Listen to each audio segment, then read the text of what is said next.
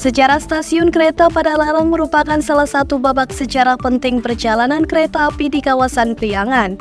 Stasiun yang mulai beroperasi pada tahun 1884 itu merupakan salah satu pelopor dari proyek kereta api pertama di Jawa Barat. Stasiun kereta api ini berperan penting dalam pengiriman berbagai komoditas dari daerah Jawa Barat menuju Batavia untuk diekspor ke luar Hindia Belanda. Dari sisi politiknya, stasiun kereta api ini menjadi salah satu sarana pemberhentian alat transportasi untuk mempertahankan kawasan Jawa Barat dari serangan musuh.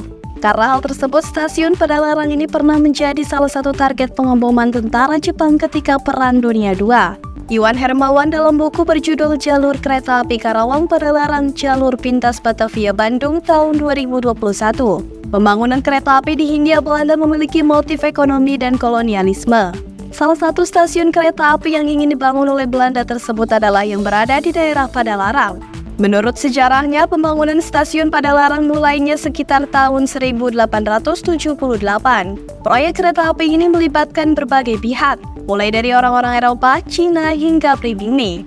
Memang dalam proses pembangunannya, kawasan ini bisa dikatakan cukup sulit. Bahkan para pekerja waktu itu harus menggunakan dinamit untuk menghancurkan batu dan cadas di kawasan itu. Stasiun kereta api ini sebenarnya bagian dari proyek Staatspoorwegen atau Staatspoor and Tramwegen in Netherlands Indie yang merupakan perusahaan kereta api di Hindia Belanda. Stasiun kereta api Padalarang mulai beroperasi secara penuh tepat pada tanggal 17 Mei 1884.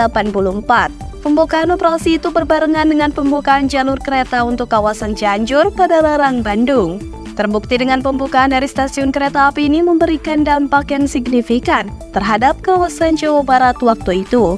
Stasiun Padalarang menjadi tempat penghubung kawasan Bandung dan Batavia sebagai pusat pemerintahan Hindia Belanda. Stasiun kereta api Padalarang juga menjadi tempat pergantian lokomotif. Mengingat kondisi kawasan Jawa Barat yang cukup terjal membuat pergantian lokomotif sangatlah penting. Pada masa peperangan, stasiun ini menjadi salah satu jalur distribusi bagi orang-orang Belanda mengirimkan makanan dan bantuan. Terbukti ketika Jepang menjatuhkan bom di jalur kereta yang menghubungkan stasiun Padalarang dengan daerah lain. Pasokan makanan dan bantuan menjadi terganggu.